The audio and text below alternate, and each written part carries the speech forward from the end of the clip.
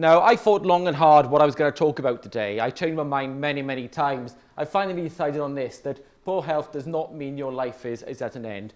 You can all see I use a wheelchair. I have a neurological condition called neurofibromatosis. I've had this my whole life, and I am now 44. I know that shocked many of you because I only look 25, but I'm afraid I am 40. I am 44. And in various different ways, the condition has affected my life, my whole life. And since 2003, I've had to start using a wheelchair because, unfortunately, the condition affected my legs. So for the last 16, 17 years, I've used a wheelchair. Fast forward a number of years, and the start of 2018, I started to feel very unwell, very sick. And I went and sought medical attention. I had various tests and scans done, and it was confirmed that I have a brain tumour. And my prognosis didn't look very good.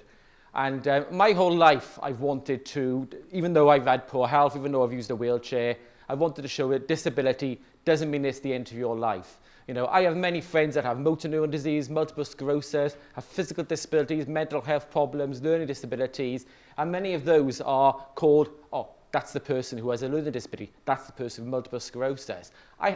It's taken me years and years not to be known as Simon Green, the guy who uses a wheelchair.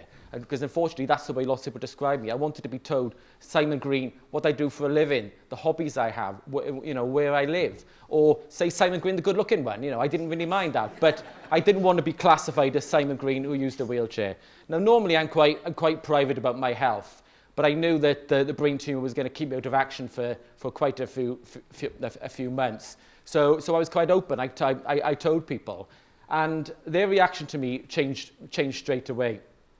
And the way people treated me was different. People all of a sudden wanted to talk about my brain tumour all the time, not about me, not about what I like doing. And it was really, really difficult to come to terms with. Now, I had 2 operations on my brain. I had, in April 2018, I had biopsy surgery, and a few weeks later, I had a debulking surgery. Surgeons told me they probably wouldn't remove the whole tumour. And I was told then I had 6 months to live. And I was absolutely gutted, because coming to terms with my own mortality was really, really difficult. But telling friends and loved ones that I wasn't going to probably see Christmas was really, really difficult. And the way people treated me also changed. All of a sudden, everybody was 10 times nicer to me. If I was an idiot, I wanted people to tell me, Simon, you're an idiot. You know, I wanted them to tell me that I was a prat. But everybody was being really nice. And I can remember the day before I had my first operation, a couple of days before I had my first operation, I went to the rugby, and everybody was being really nice. And it frustrated me. And some of my mates saw this. And I can remember one of our players' girlfriends, a very attractive young woman, came up to me and said, "Oh, Simon, I've heard you've not been well." And she gave me a hug, and she gave me a kiss on the cheek, and she said, "Anything I can do for you, please let me know, I'll do it straight away." One of my mates shouted out, "Ask her for it, that'll make you feel better." And to be honest, it lightened the mood. And then when we were in the car going home, this same man's son said, "Oh, whereabouts in the head is the tumour?" And I said, "Oh, it's in the cerebellum area, so whatever happens, it shouldn't affect my personality." And he goes, "Oh, damn it, I thought you'd come back a nicer person." And it was really, really good. And a friend of mine who supports Pontypridd, and I support Bridgend, we always have a bet on the loser buys the drinks. Normally, unfortunately, I normally buy the drinks. But everybody was being really nice on Facebook, etc., giving me best wishes. And he said, "Brain tumour, not brain tumour. You're still buying me a pint when Pontypridd beat Bridgend." And to me, and everybody had to go at him. And I'm like, no, be nice, be nice. Well, let's say in June 2018, I was given 6 months to live. And I lost my power of speech after the second operation. You wouldn't know it now, but I couldn't speak at all. And I was very stuttery for quite a period of time afterwards. And I was at home for about 5 months recovering, and that really, really affected my mental health, my mental well-being, as well as my physicalness. But back in November, and I'm going to explain what that picture is about in a second, I had quite good news from my brain surgeon. And he told me that the tumour hadn't grown anymore in my brain. I still have a brain tumour, and he hadn't put any pressure on the brain as well. And the expected paralysis and incontinence that they said might happen after surgery hadn't happened. But the prognosis still didn't look very good. And I thought in my head, I've only got a month to live, because they told me in June I had 6 months to live. But while I was going home in the car, I saw a friend had signed up to do the Newport Wales Marathon. And at the time, I was too weak to wheel out the house. And I thought to myself, that's a good way of getting fit. So stupidly, by the time I got home, I also signed up to do the Newport Wales Marathon on my phone and thought to myself, I got 6 months to live, but God, I'm only going to live one more month. What am I going to do? But I thought, no, I'm going to sign up for it. It was a good way of getting fit. And I joined a gym. I wheeled myself to town every day. I improved my strength. And I'm really, really happy to say that 6 months on, in May 2019, I completed the Wales Marathon. And that photo, that's the day I came out of hospital after my second surgery, and I was too weak to actually wheel out of the hospital. And my best friend, she carried my bags, and her daughter, Lucia, pushed me. And fast forward 8 months, she actually ran onto the track as I finished the marathon, sat on my lap, and I got to cross the line. So that shows 8 months different. It just goes to show that having a positive mind really, really propelled me on to be able to do things. And I think, had I not signed up to do that marathon, I probably would have died. I probably would have only lived the 6 months. And that photo as well shows just after she jumped in my lap. That was just before I crossed the finishing line. She's looking in my face. And I'll explain that photo as well, because once I finished the marathon, I was shattered. And back in 1996, Stephen Redgrave, after winning his umpteenth gold medal for rowing, said, anyone sees me near a boat again, please shoot me. And I said the same. Anyone sees me near doing a marathon again, please shoot me. If I sign up for another one, please shoot me. But I've become quite good friends with Helen, who you can see in the photo with me. Now, she's just turned 25, but when 21, she woke up with a condition called transverse myelitis. She was completely paralyzed. And her life changed overnight immediately. And I had tickets to go to the Royal Garden Party, which was just a week after I did that marathon. And we were picked out of an audience of about 1,000 to see Prince Charles. And she told Prince Charles about her condition, what had happened to her. And he organised then for her to see his own personal doctor. And because she hadn't had an accident, because her spine was intact, he said with extra treatment, with extra physio, that she might regain some mobility. But this treatment, this extra physio, was stupidly expensive. Thousands of pounds to go to the clinics. And there was no way of affording it. So I thought, I'm going to sign up to do another marathon to a thing. But yeah, so I signed up to do originally just the Bournemouth Marathon, but I ended up doing quite a few more to raise some money. But shortly after we'd been to the garden party, I went to the National Diversity Awards, where I'm a judge now with the Diversity Awards after being shortlisted a few years beforehand. But I'd gone a year earlier, just after the surgery, and I'd gone on stage to present an award. I couldn't speak. And I had to give an award out, but it was very difficult to shut me up last year. And Helen, who was at me at the garden party, came to Liverpool and as my guest, and for her to be able to get out and about and live her life was fantastic, because Helen is paralysed, needs help to do everything, and this treatment is slowly working, this extra treatment that she's got. But like I say, to raise money for Helen's treatment, I signed up to do quite a number of different marathons, and that shows my determination in one of them. But throughout this, last year, I did 4 marathons, 6 half marathons, and 22 10Ks, after being told I had 6 months to live, which to me, it improved my physical health, but it also improved my social health, my well-being as well, because it got me out the house, got me doing stuff. And every single one of us, whatever disability we have, even if you're given a horrific diagnosis, still do what you did before. A close friend of mine who was given 6 months to live 9 years previously, he's passed away recently, but he lived 9 years. Now, people who stay at home and maybe cry about their diagnosis might well die. They might pass away early. But I'm still here. But all the races I've done in my normal wheelchair. And as me looking in the Barry Isle 10K, looking quite upset because there was 3 guys in proper racing chairs. And I did ask them if they wanted to swap, but they swore at me, to be honest. But I won't.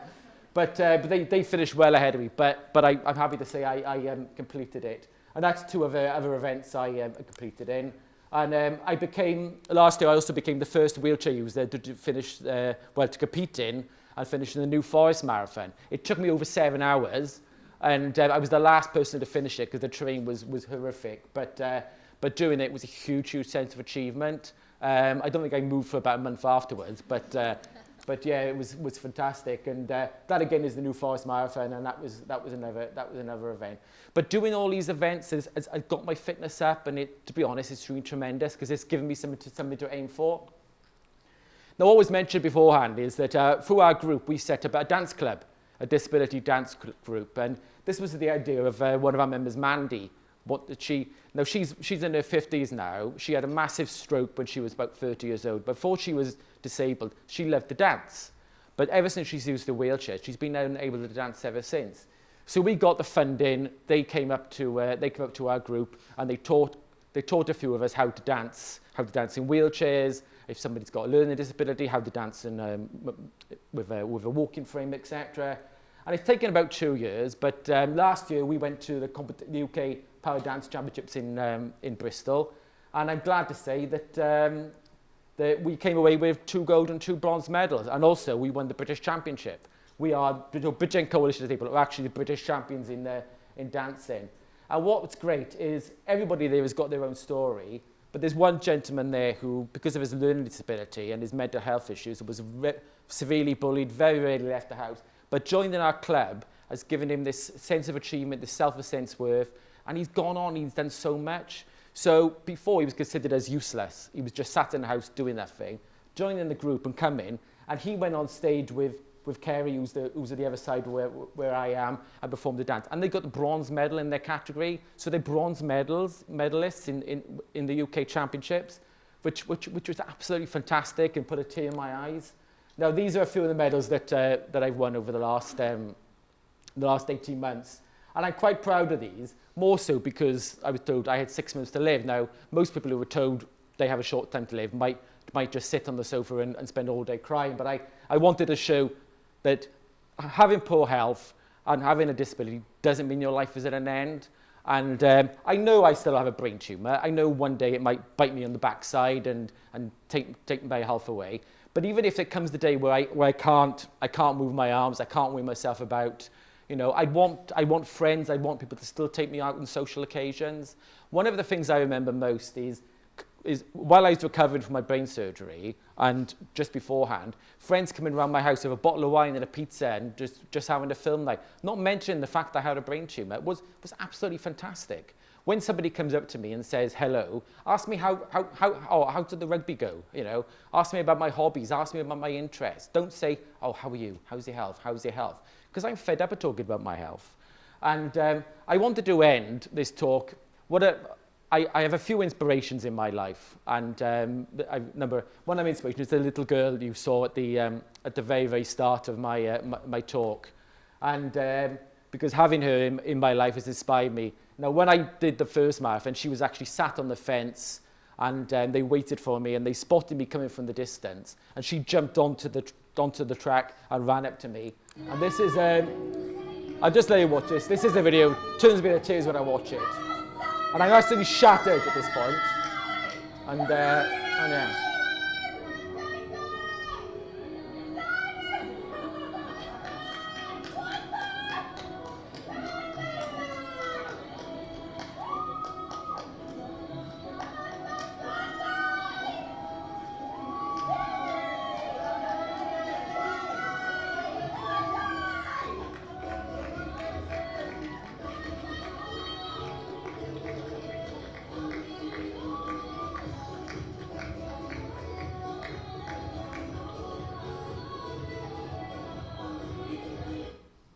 That was it. That was just to show that, obviously, that brought a tear to my eyes at the time, and it brings a tear to my eye when I watch it since.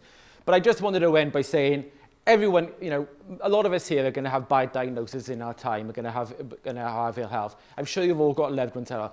Just be normal. Just do what you like doing before. And even if you physically can't, you know, keeping mentally strong, having a good social life is a key, and it might make us live longer. And if people are told you have 6 months to live, bugger that. You know, 20 months on, you're still here. But I only think I'm here because I've been fit, because I've got myself active, because I have fantastic friends who make sure I get out and enjoy my life, because I've signed up to all these races. And this year, I'm happy to say, I've got into the London Marathon. So I'm doing the London Marathon in a few months' time, and I'm doing a number of events before that. So I'm going to knacker myself a few times in the meantime, but it's all for good causes. And so far, almost £15,000 has been raised last year.